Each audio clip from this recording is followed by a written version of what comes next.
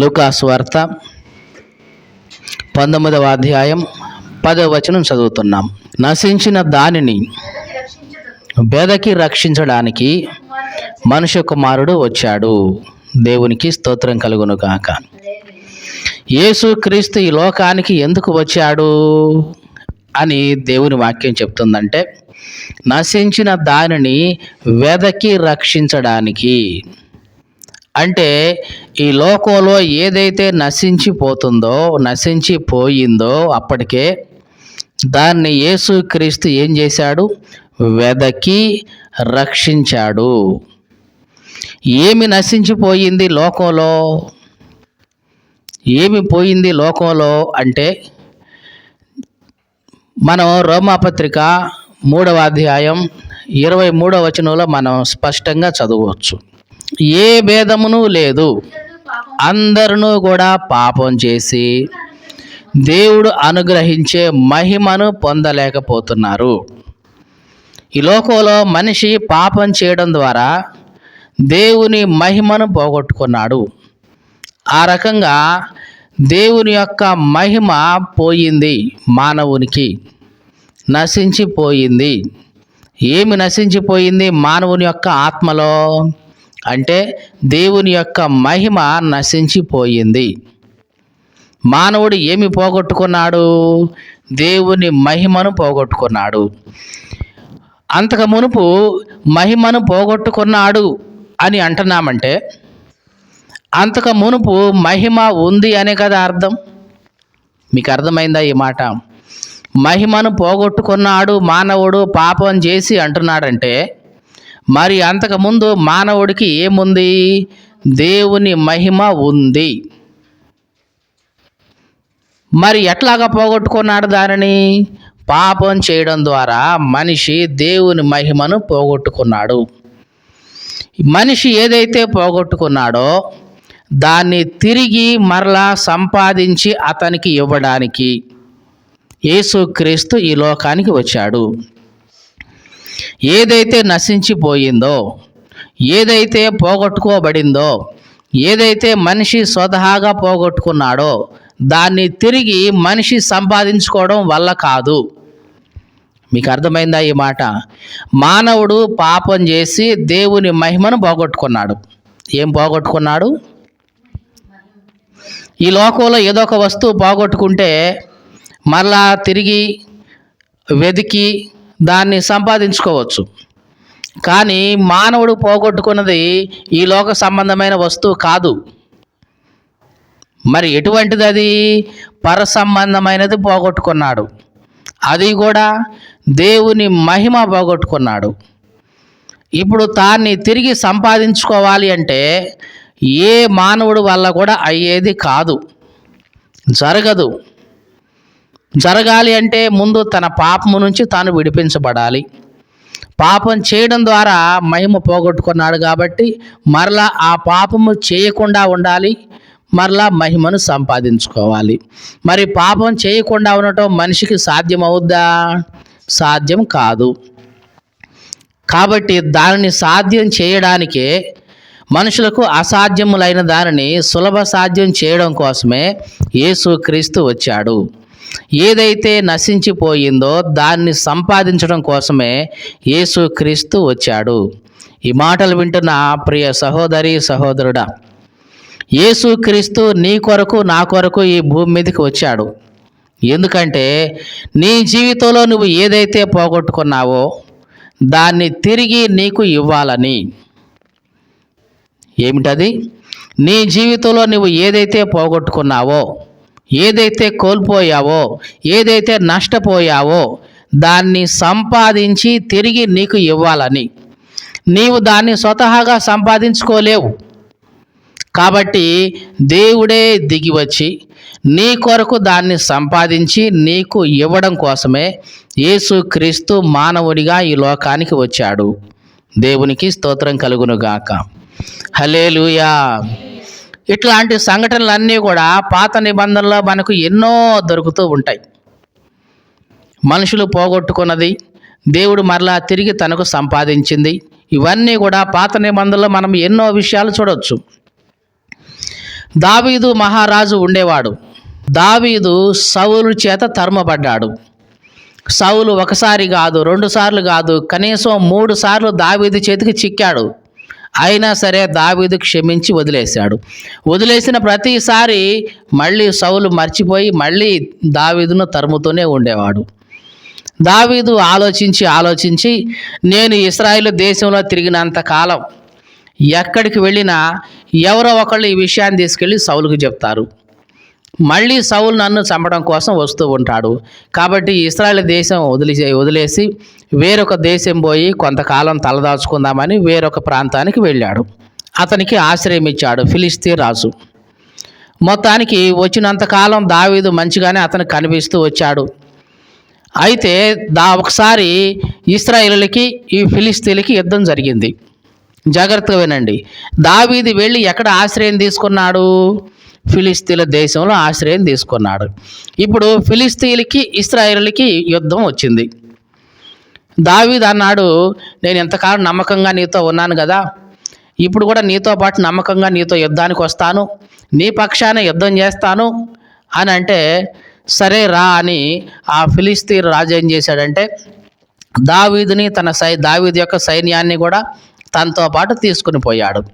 దావీదు యొక్క సైన్యం అంటే ఎవరు అనుకుంటున్నారు? దావీదు యొక్క సైన్యం అంటే ఎవరున్నారు? అప్పుడు ఎవరు లేరు.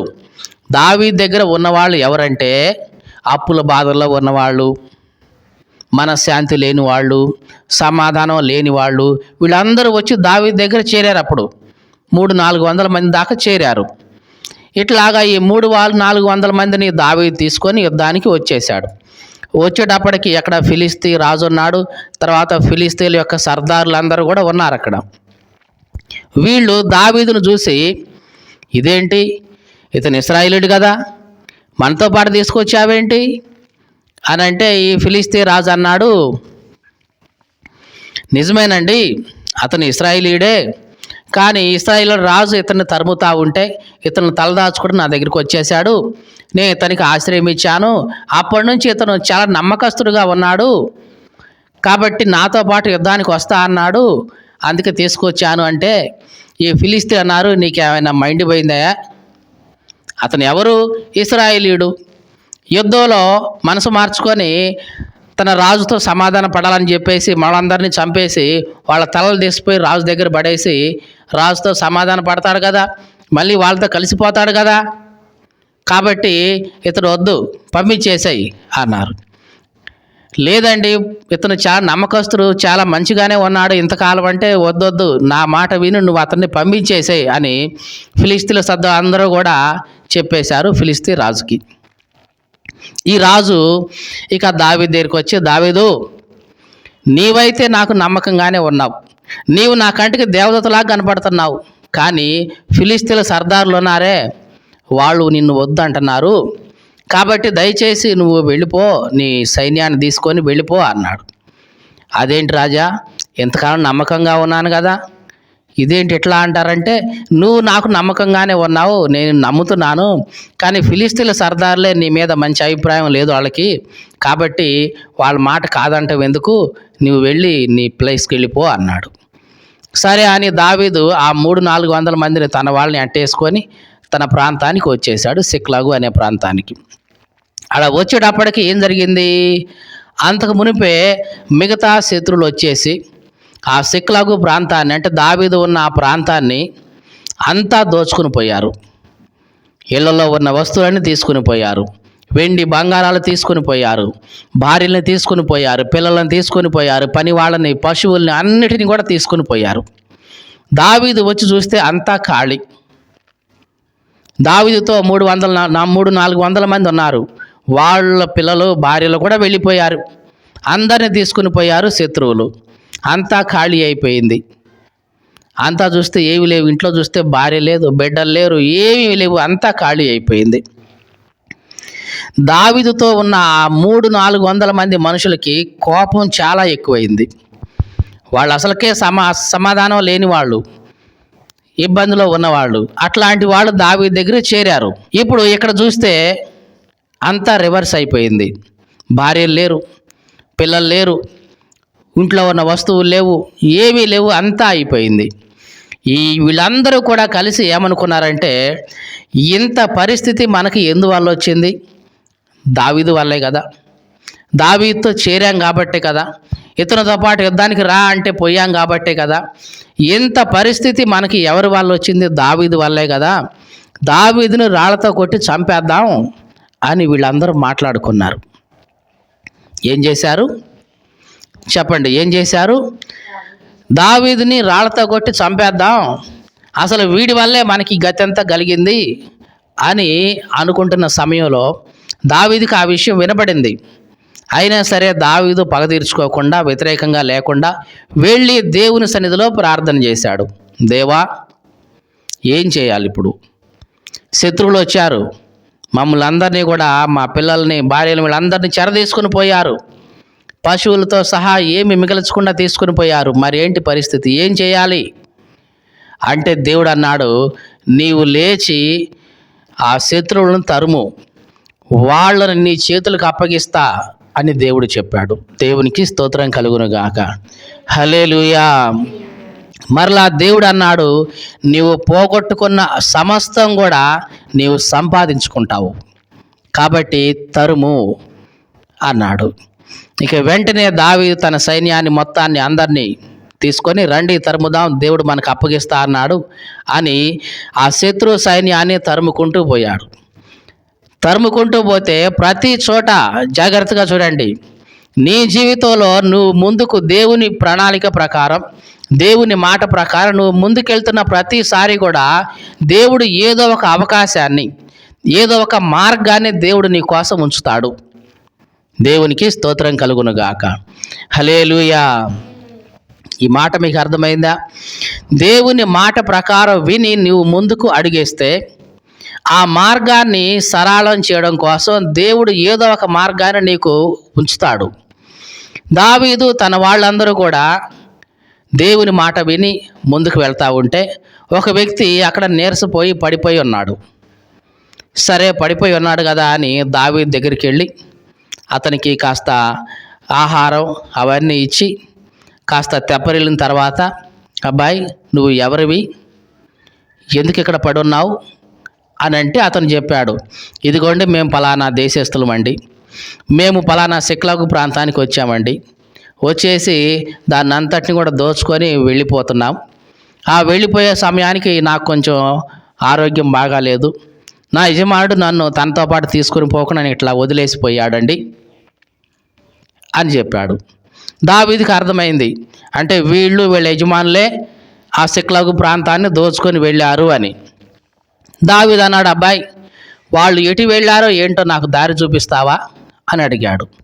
ఆ వ్యక్తి, అయ్యా దారి చూపిస్తాను, కానీ నన్ను మరలా నా యజమానికి మీరు అప్పగించను అని మాట ఇస్తే కనుక దారి చూపిస్తా అన్నాడు. అంటే యజమాని బాగా హింసించాడేమో, ఇతన్ని బాగా బాధ పెట్టుంటాడు. అంత అనారోగ్యంలో ఉన్నా సరే పట్టించుకోకుండా పోయాడంటే అంత కఠినమైన వాడంట తన యజమాని. కాబట్టి నా యజమానికి నన్ను అప్పగించకుండా ఉంటాను అంటే కనుక నేను దారి చూపిస్తాను అన్నాడు. సరే, నీ యజమానికి నిన్ను అప్పగించను, దారి చూపిద్ది కానీ అంటే ఆ వ్యక్తి దారి చూపించాడు, ఇదిగో ఈ మార్గంలోనే వెళ్ళారని. దావీదు తన వాళ్ళందరూ కూడా కలిసి అట్లాగా తరిమి వాళ్ళను పట్టుకున్నారు. అలా పట్టుకున్న తర్వాత వాళ్ళు ఏదైతే పోగొట్టుకున్నారో, ఏదైతే కోల్పోయారో దానికి రెట్టింపు మరలా సంపాదించుకున్నారు. భార్యలను తెచ్చుకున్నారు, బిడ్డలను తెచ్చుకున్నారు, పశువులను తెచ్చుకున్నారు, దానికి రెట్టింపు వాళ్ళు తెచ్చుకున్నారు పోగొట్టుకున్న దానికి. దేవునికి స్తోత్రం కలుగునుగాక. ఇదంతా ఎట్లా జరిగిందంటే, నశించిన దానిని వెదకి రక్షించడం కోసం మనుష్య కుమారుడు వచ్చెను అనే మాట ఎన్నోసార్లు సాదృశ్య రూపకంగా, సారూప్యంగా పాత నిబంధనలో మనం చూస్తూనే ఉంటాం. దావీదు ఏదైతే పోగొట్టుకున్నాడో, ఏదైతే నష్టపోయాడో, ఏదైతే కోల్పోయాడో, దేవుని మాట చొప్పున చేస్తే ఏం చేశాడు? దేవుని మాట చొప్పున చేశాడు, మరలా తిరిగి దాన్ని సంపాదించుకున్నాడు. దేవునికి స్తోత్రం కలుగునుగాక. హల్లెలూయా. కాబట్టి ఇట్లాంటి సారూప్యతలు, ఇట్లాంటి పోలికలు పాత నిబంధనలో మనకు చాలా కనిపిస్తాయి. ఇవన్నీ మనకు ఏం చెప్తాయంటే నశించిన దానిని వెదకి రక్షించడం కోసమే మనుష్య కుమారుడు వచ్చాడు. దేవుని దగ్గరకు నీవు వస్తే, తిరిగి వస్తే, నీ జీవితంలో ఏదైతే పోగొట్టుకున్నావో, ఏదైతే కోల్పోయావో, ఏదైతే నష్టపోయావో వాటంతటినీ కూడా తిరిగి నీవు సంపాదించుకుంటావు. దేవునికి స్తోత్రం కలుగునుగాక. హల్లెలూయా. కాబట్టి ఈ మాటలు వింటున్న ఆ ప్రియ సహోదరి సహోదరుడా, దేవుని దగ్గరకు రా. నీ జీవితంలో ఏదైతే నువ్వు పోగొట్టుకున్నానని బాధపడుతున్నావో, ఏదైతే కోల్పోయానని నీవు దిగులు పడుతున్నావో దాన్ని అంతటినీ కూడా మరలా తిరిగి నీకు సంపాదించి ఇచ్చే దేవుడు యేసుక్రీస్తు.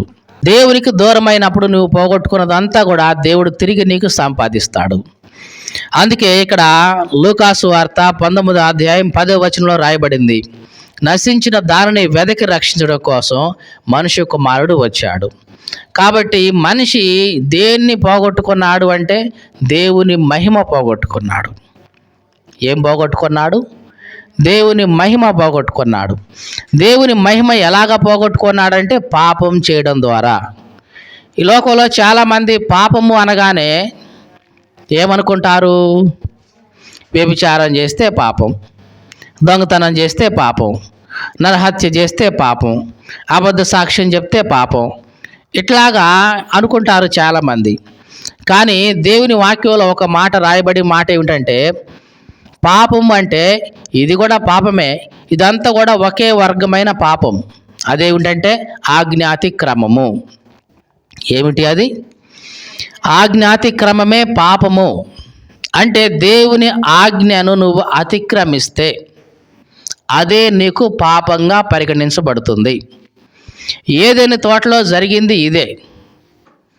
ఆదాము అవ్వలు దేవుని ఆజ్ఞ ఉంటే దాన్ని ఏం చేశారు? అతిక్రమించారు. ఏమిటి అక్కడ దేవుని ఆజ్ఞ? ఆదాముకి అవ్వకి దేవుడు ముందుగానే సెలవిచ్చాడు. ఏమని? ఈ తోట చెట్ల ఉన్న ఫలాల్లో మీరు దేన్నైనా సరే నిరభ్యంతరంగా తినవచ్చు, కానీ మంచి చెడ్డలు తెలివినిచ్చే చెట్టు ఉంది ఆ తోట మధ్యలో, దాని జోలికి వెళ్ళొద్దు, దాన్ని పండు తినొద్దు అన్నాడు. కానీ లోకంలో మనిషికి ఎట్లా ఉంటుందంటే ఏదైతే వద్దు అంటారో అదే చెయ్యాలి అని మనిషికి అనిపిస్తూ ఉంటుంది. మనిషిలో ఉన్న తత్వం అట్లాంటిది. వీళ్ళు ఆ పండు తినకుండా దాదాపుగా 100 సంవత్సరాలు ఉన్నారు. ఈ 100 సంవత్సరాలు కూడా అపవాది ఏదో రకంగా వాళ్ళని ప్రేరేపిస్తూ ఉన్నాడే తప్ప వీళ్ళైతే ఆ పండు తినలేదు. కానీ ఒకానొక సమయంలో ఏం జరిగిందో, అపవాది యొక్క మాటలకు సంపూర్ణంగా లోబడిపోయింది అవ్వ. అప్పటిదాకా ఆ పండును ఎన్నోసార్లు చూసినా సరే ఎప్పుడూ కూడా తినాలి అన్న కోరిక తనలో కలగలేదు. కానీ అపవాది యొక్క మాటలన్నీ బాగా నమ్మిన తర్వాత ఆ పండు మొట్టమొదటిగా తినాలి అనే ఆశ తనలోకి వచ్చింది.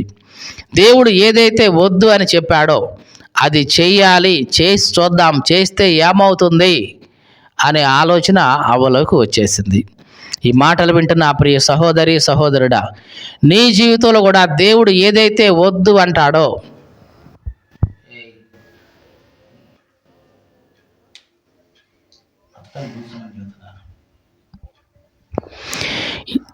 మానవ జీవితంలో సహజంగా జరిగేది ఇదే. దేవుడు ఏదైతే వద్దు అంటాడో అదే చేయడానికి మనిషి ఆలోచిస్తూ ఉంటాడు. ఒకసారి ఒక విశ్వాసురాలు ఎట్లాగే ఒక పాస్టర్ గారిని అడిగిందంట, ఏమండి అవ్వ ఆదాములు చేసింది ఎంత తప్పండి? దేవుడు వద్దన్నాడు కదండి, ఎందుకు తినాలండి? వాళ్ళు తినటం వల్లే కదా మాకు ఈ బాధలు, వాళ్ళు తినటం వల్లే కదా మాకు ఇబ్బంది. అసలు వాళ్ళే తినకపోతే, వాళ్ళే అజ్ఞాతిక్రమం చేయకపోతే అసలు మేము ఎంత సంతోషంగా ఉండేవాళ్ళం అండి. ఏమొచ్చింది అవ్వకి ఆదాముకి? ఏం మాయరోగం పుట్టింది అని మొత్తానికి తిట్టిపోస్తూ ఉంటే, అమ్మా వాళ్ళని అవ్వ ఆదాములు నువ్వేం అనొద్దు, సరే ఒక పని చేయి తల్లి అని ఆ పాస్టర్ గారు ఏం చేస్తూ సాయంత్రం వెళ్తూ ఒక బుట్ట కప్పేసి ఆ బుట్ట మీద ఆ పట్టా వేసి, అమ్మా నేను పట్టణం వెళ్తున్నాను, మళ్ళీ తిరిగి వస్తాను, తిరిగి వచ్చేదాకా నువ్వు ఈ బుట్టని, ఈ తట్టను మాత్రం ఎత్తొద్దు, ఎత్తి చూడొద్దు అసలు ఎట్టి పరిస్థితుల్లో కూడా. ఖండితంగా చెప్తున్నానమ్మా, చాలా జాగ్రత్త. ఈ తట్టని ఏమాత్రం కూడా ఎత్తొద్దు అసలు, కాబట్టి జాగ్రత్త అని చెప్పిపోయాడు. ఈమెకి ఇక చెప్పిపోయిన కాడ నుంచి దాని మీదనే ఆలోచన కలుగుతుంది. తట్ట ఎత్తొద్దు అన్నాడు. అసలు ఏముంది తట్ట కింద? ఎందుకు ఇంత గట్టిగా చెప్పాడు? అసలు ఏముంది చూద్దామని మధ్యాహ్నం దాకా ఒగ్గబట్టింది. సరే వద్దన్నాడు కదా అని మధ్యాహ్నం దాకా ఒగ్గబట్టింది. అయినా సరే అసలు ఎందుకు వద్దన్నట్టు? ఏముంది అసలు? బంగారం ఉందా, వెండి ఉందా, ఇంకేదన్నా ఉందా? ఏం పెట్టిండు అసలు? తీయొద్దని అంత గట్టిగా చెప్పిండే ఈ పాస్టర్ గారు. సరే ఏదైనా సరే తీసి చూద్దాం ఏముంటుంది అని తీసి చూసిందంట. చూస్తే అక్కడ ఏమీ లేదు. సాయంత్రానికి పాస్టర్ గారు వచ్చాడు. వచ్చిన తర్వాత ఆయన వెళ్ళేటప్పుడే ఆ తట్ట కింద చిన్న గీత గీశాడు. కరెక్ట్గా ఉందా లేదా, ఆమె కదిలించింది లేదు తెలుసుకోవడం కోసం. చాక్ గీసి చుట్టూ కరెక్ట్గా దాన్ని పెట్టేసి కొంచెం అటు ఇటు కదిలినా అర్థమైపోయేలాగా పెట్టాడు. సాయంత్రం రాగానే, అమ్మా జాగ్రత్తగా చూసుకున్నావా తట్టని అంటే, జాగ్రత్తగా చూసుకున్న అయ్యగారు. తట్ట ఏమన్నా ఎత్తు చూసావా అమ్మ అంటే, అయ్యగారు ఏముంటుందో ఏందని ఎత్తు చూశానండి, ఏమీ లేదు కండి అన్నదంట. ఏమన్నది? ఏమీ లేదు కండి ఆ తట్ట కింద. మరి అంత జాగ్రత్తగా చూసుకోండి అని ఎందుకన్నారండి అని అంటే, ఏమ్మా ఇప్పుడు నీకు అర్థమైందా? నువ్వేదో అవ్వ ఆదాములో తిట్టిపోస్తున్నావు కదా, వాళ్ళు ఏదో చేశారని, మరి నువ్వు చేసింది ఏంటిది? నేను వద్దు అని ఖండితంగా చెప్పాను కదా, ఏముందో చూద్దామని ఆశతో నీవు తట్టని ఎత్తావు కదా, అప్పుడు నీలాగే అవ్వ ఆదాములు కూడా దేవుడు వద్దు ఈ పండు అంటే ఏముందో చూద్దాం, ఎట్లా ఉంటుందో చూద్దామని ఇదిగో నీలాగే వాళ్ళు చేశారు. కాబట్టి నీ స్వభావం వాళ్ళకి ఉంది, వాళ్ళ స్వభావమే నీకు కూడా ఉంది. కాబట్టి నీవెట్లా చేశావో ఈ తప్పు, ఏముందో చూద్దాం, ఎట్లా ఉందో చూద్దామని నువ్వు ఎట్లా చేశావో వాళ్ళు కూడా ఆ రోజు అట్లాగే చేశారమ్మా, దాని ఫలితమే ఇదంతా అని చెప్పుకొచ్చాడు. మానవుడు ఆజ్ఞాతిక్రమం చేశాడు. దేవుడు వద్దు అని చెప్పిన దాన్ని చేశాడు. అలా చేయడం ద్వారా ఏం జరిగింది? మనిషి అయితే చనిపోలేదు, కానీ మహిమ అయితే పోయింది. అంటే అవ్వ ఆదాముకి అప్పటి వరకు ఏముంది? దేవుని మహిమ ఉంది, దేవుని పోలిక ఉంది, దేవుని స్వరూపం ఉంది, దేవుని యొక్క లక్షణాలు గుణలక్షణాలు అన్నీ కూడా వాళ్ళల్లో ఉన్నాయి. దేవుని యొక్క మంచితనం వాళ్ళలో ఉంది. ఒక మాటలో చెప్పాలంటే దేవుని మహిమే అది. ఆ మహిమ వాళ్ళు పోగొట్టుకున్నారు ఆజ్ఞాతిక్రమం చేసి. ఇక మిగతావన్నీ కూడా ఆజ్ఞాతిక్రమం కిందకే వస్తాయి. మనం ఇప్పుడు దాకా చెప్పామే, పాపం అంటే వ్యభిచారం చేస్తే పాపం, దొంగతనం చేస్తే పాపం, నరహత్య చేస్తే పాపం, అబద్ధ సాక్ష్యం చెప్తే పాపం, దొంగిలిస్తే పాపం. ఇవన్నీ కూడా ఆజ్ఞాతిక్రమము అనే ఒకే ఒక మాటలో ఇమిడి ఉన్నాయి. ఏమిటి ఆజ్ఞాతిక్రమం అంటే? దేవుడు వద్దు అన్నదాన్ని చేయడమే ఆజ్ఞాతిక్రమం. ఉదాహరణకి దొంగతనం చేయకూడదు, దేవుని ఆజ్ఞ, దాన్ని అతిక్రమిస్తున్నావు, అది పాపం. నరహత్య చేయకూడదు, అది దేవుని ఆజ్ఞ, దాన్ని అతిక్రమిస్తున్నావు కాబట్టి పాపం. వ్యభిచరించకూడదు, అది దేవుని ఆజ్ఞ, దాన్ని అతిక్రమిస్తున్నావు, అది పాపం. కాబట్టి దేవుడు ఏదైతే ఆజ్ఞ ఇచ్చాడో దాన్ని అతిక్రమిస్తే అది పాపంగా పరిగణించబడుతుంది.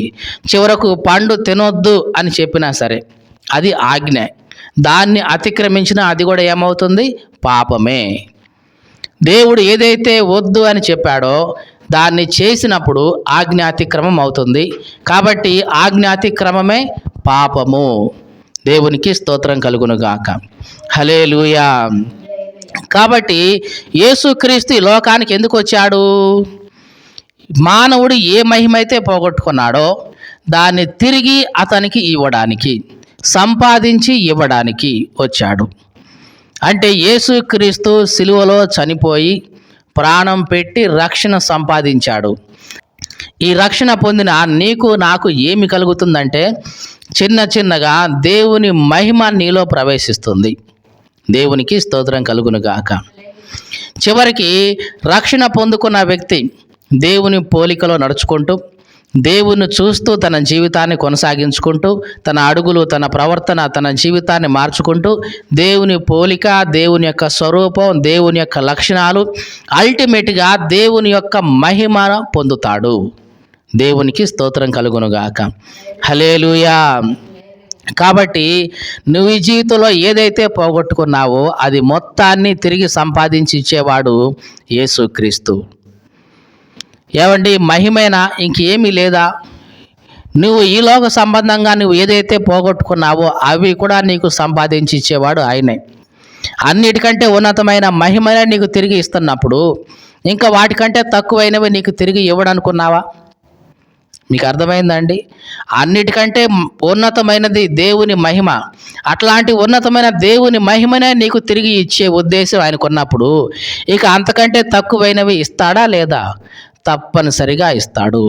కాబట్టి ఈ లోకంలో నీవు ఏవైతే పోగొట్టుకున్నావో, అనారోగ్యం పోగొట్టుకున్నావా, తిరిగి మళ్ళా దానికి నీకు ఇస్తాడు. శాంతిని పోగొట్టుకున్నావా, తిరిగి మరలా దాన్ని నీకు ఇస్తాడు ఆయన. సమాధానం పోగొట్టుకున్నావా, తిరిగి దాన్ని నీకు ఇస్తాడు. నెమ్మదిని పోగొట్టుకున్నావా, తిరిగి దాన్ని నీకు ఇస్తాడు. నువ్వు ఏదైతే నష్టపోయావో, ఏదైతే కోల్పోయావో వాటన్నిటిని కూడా తిరిగి నీకు సంపాదించి ఆయన ఇస్తాడు. కాబట్టి యేసుక్రీస్తు నీ కోసం, నా కోసం వచ్చింది కారణం అదే. నశించిన నీ జీవితంలో ఏదైతే నశించిపోయిందో దాన్ని తిరిగి సంపాదించి నీకు ఇవ్వాలి. మరి నీవు తిరిగి సంపాదించుకోవడం కోసం ఆయన దగ్గరికి వస్తున్నావా? దావీదు పోగొట్టుకున్నాడు, కానీ తిరిగి సంపాదించుకోవడం కోసం దావీదు ఏం చేశాడు? దేవుని దగ్గరకు వచ్చాడు. వచ్చి ప్రార్థన చేశాడు, దేవా ఇదిగో నేను అన్నీ పోగొట్టుకున్నాను. భార్యలను పోగొట్టుకున్నా, పిల్లలను పోగొట్టుకున్నా, ఆస్తిని పోగొట్టుకున్నా, అంతా పోగొట్టుకున్నాను. ఇప్పుడు నేను దీన్ని సంపాదించుకోవాలి, ఎట్లాగా అని దేవుని సన్నిధికి వెళ్ళి ప్రార్థన చేసి దేవుని మాట ప్రకారం బయలుదేరాడు, సంపాదించుకున్నాడు. నీ జీవితంలో కూడా నువ్వు పోగొట్టుకున్నవన్నీ తిరిగి సంపాదించుకోవడానికి ఇదే మార్గం. యేసే ఆ మార్గం. దేవునికి స్తోత్రం కలుగును గాక. అందుకే యేసుక్రీస్తు చెప్పాడు యోహాను సువార్త 14:6 నేనే మార్గం, నేనే సత్యం, నేనే జీవం. కాబట్టి ఈ లోకంలో నీవు మరలా తిరిగి సంపాదించుకోవడానికి ఒక మార్గం ఏదైనా ఉంది అంటే యేసుక్రీస్తే ఆ మార్గం. కాబట్టి యేసుక్రీస్తు అనే ఆ మార్గంలోకి నీవు వస్తే నీవు ఏదైతే కోల్పోయావో, ఏదైతే నష్టపోయావో, ఏదైతే పోగొట్టుకున్నావో దాన్ని అంతటినీ కూడా తిరిగి నీవు సంపాదించుకోగలవు, సంపాదించుకుంటావు. మరి నీవు వస్తున్నావా ఆ మార్గంలోకి? దావీదు ఆ మార్గంలోకి వెళ్ళాడు. వెళ్ళి ఆ మార్గంలో జాగ్రత్తగా వెళ్ళి ప్రయాణించి సమస్తము మరలా తిరిగి సంపాదించుకున్నాడు. ఈ మాటలు వింటున్న ప్రియ సహోదరి సహోదరుడా, నీ జీవితంలో ఎక్కడెక్కడ ఏం పోగొట్టుకున్నావో నాకు తెలియదు.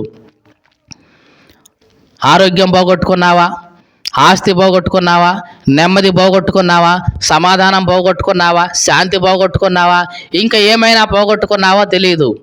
కానీ వాటన్నిటినీ తిరిగి సంపాదించే ఒక మార్గం ఉంది. ఆ మార్గమే యేసుక్రీస్తు. మరి ఆ మార్గాన్ని నువ్వు గుర్తెరిగి అక్కడికి వస్తే నీవు పోగొట్టుకున్నవన్నీ కూడా మరలా తిరిగి సంపాదించుకోగలవు. దేవునికి స్తోత్రం కలుగును గాక. హల్లెలూయా.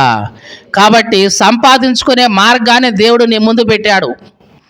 నీవు దాంట్లో వెళతావా లేదా ఇక నీ ఇష్టం. మీకు అర్థమైందండి? తిరిగి పోగొట్టుకున్నవన్నీ తిరిగి సంపాదించుకునే మార్గాన్ని దేవుడే నీ ముందు పెట్టాడు. నీవు ఆ మార్గంలో ప్రవేశించి నడిస్తే సంపాదించుకుంటావు.